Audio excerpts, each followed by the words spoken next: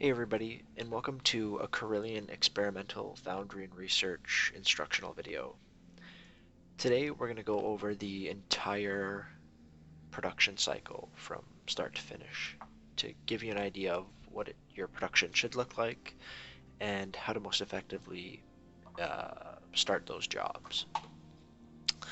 So first thing you're going to do is once you've been given the go-ahead at the beginning of the month to start production, and once your tasks are assigned on LMEve, you're going to want to obviously log into the client, go to the Business and Industry tab.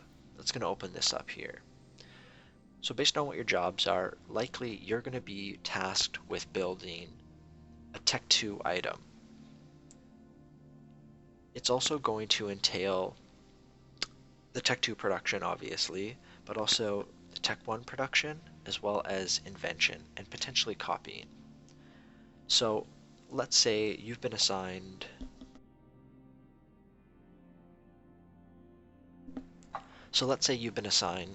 to produce 100 200 millimeter autocannon Tech 2 autocannons.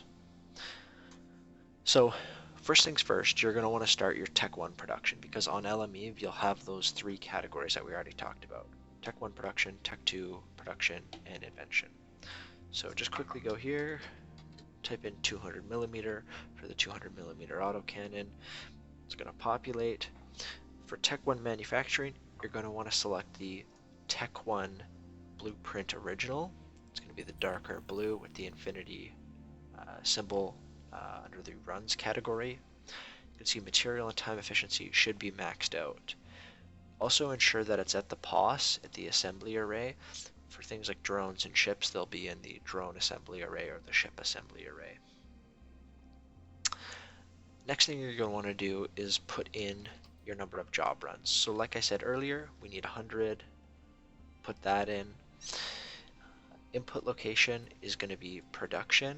Your output location for Tech 1 manufacturing is also going to be production, because the Tech 1 autocannons that you're building are actually an input for your Tech 2 production. Make sure you select the corporate wallet. So you see personal and corporate. Make sure you select the corporate master wallet and make sure that this shows blue. Another important thing to remember is that obviously with the size of the job, the time of the job scales as well. You can see that over here.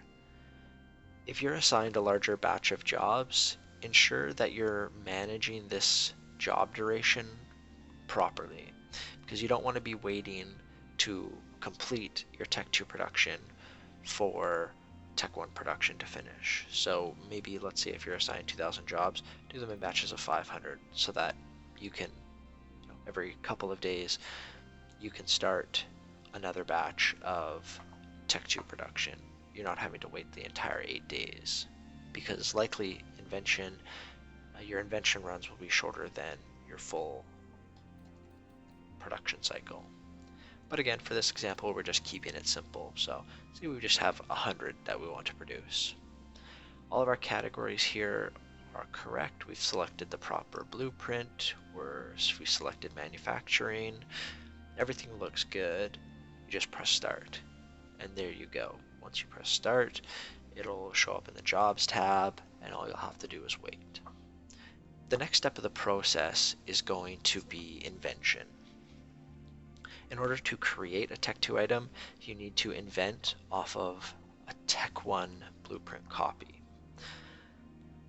There should already be blueprint copies for you to invent off of, but if there isn't, you'll want to select this blueprint here. It's grayed out in this example because it's already being used. But what you'll want to do for copying is select that blueprint, select the copy symbol here. This job has been set at 8 200 run copies. That's a little excessive. I would say if you need a couple more, do 2 job runs at max runs. So for this blueprint, the max runs per copy we can do is 200. Set that and just press start. Everything else is pretty straightforward for copying.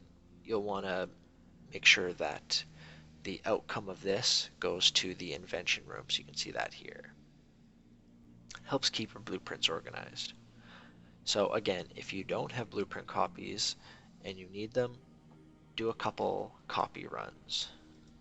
Again, being wary not to do too many of them because it might take a while, which could hinder your invention for the end of the month. So again, I've selected the blueprint copy that is in the design lab at the POS. With this, select the invention tab. Once we've selected the invention tab here, you're going to want to ensure that the right side here is set up correctly. So again, we're in the right lab, design lab. Input location is production, output location is copy room, and that your wallet is selected to the corp wallet. Every month when you're assigned jobs, you'll be assigned a specific set of invention. So again, I said for this mock run, we wanted to create 100 Tech 2 autocannons.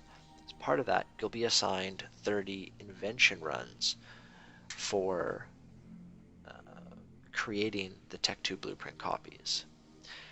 That is a high mark. You rarely should need to complete 30 invention runs in order to get the required blueprint copies to complete the Tech 2. Because as you can see here, if we were to do 30 invention runs, we have a 46.5% chance of creating 30 10-run blueprint copies. So what that would mean, basically, is that we would have about 14 or so 10-run blueprint copies.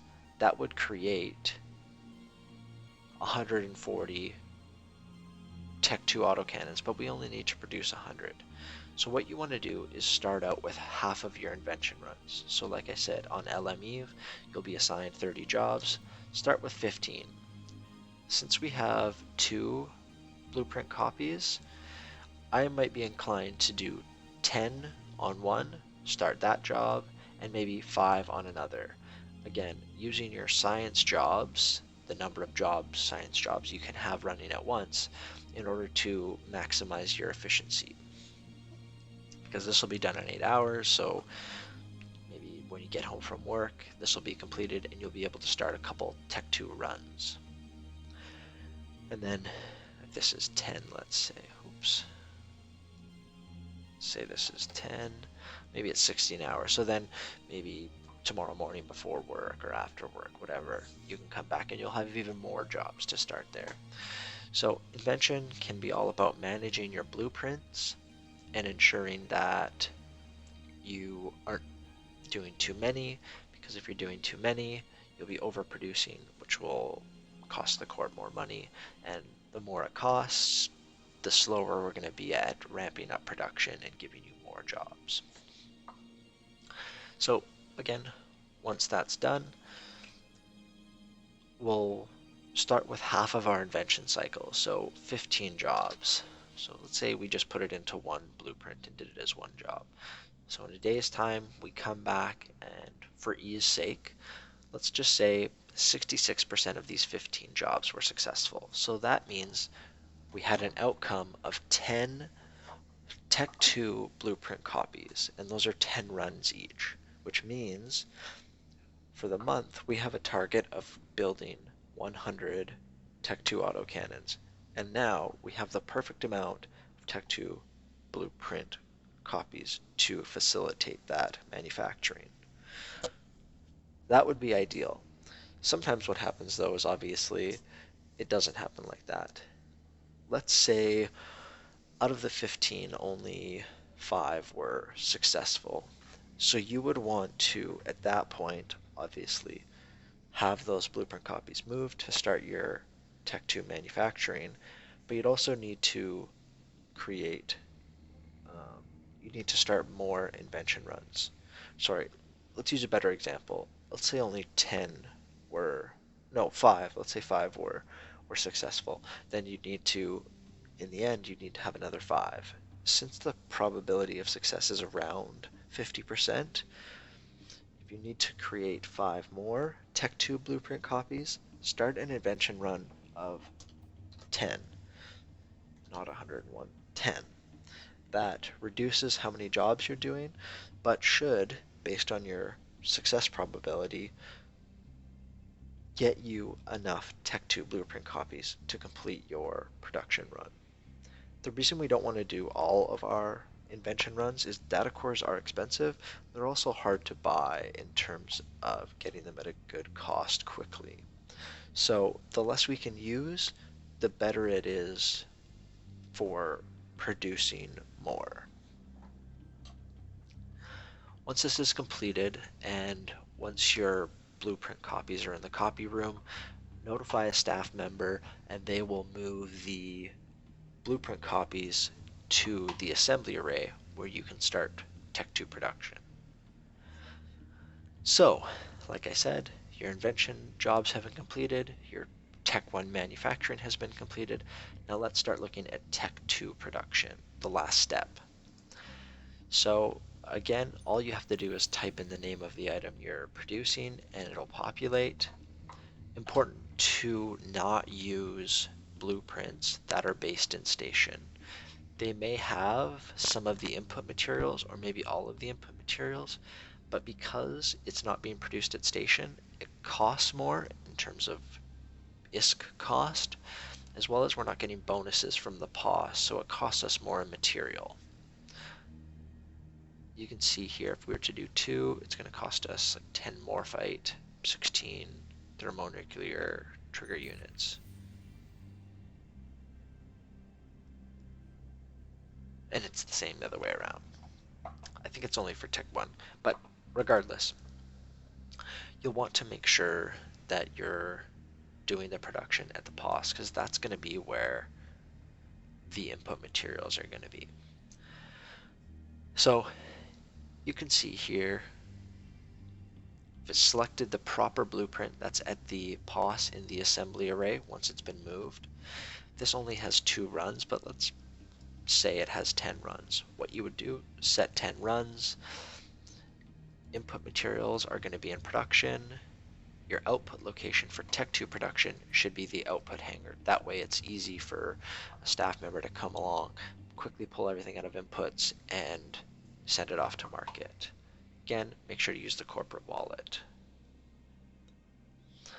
This is also a good example of job efficiency. So let's say you had completed your invention and now we're looking to do Tech 2 production. But since you had done all of your 200mm autocannon production in one large batch, you might be able to start production, but you actually can't because you're waiting on that Tech 1 job to finish. So just something to be mindful of. But again, once your Tech 1 production is completed, you'll be able to put your jobs in here and start those. Once that is done, it's in the output hangar. All your tasks in LME should read 100%, besides your invention, which should end up between 50 and 75% in order to get the required blueprint copies. If anywhere during this process you have questions or something's not adding up, the input materials aren't looking correct, contact a staff member and they'll be able to point you in the right direction or refer to this video as it might help you figure out where you're going wrong. But again, sometimes there might be missing materials and just contact a staff member. They'll be able to let you know where it is or when they're going to get it for you. Thanks for watching. Have a good one.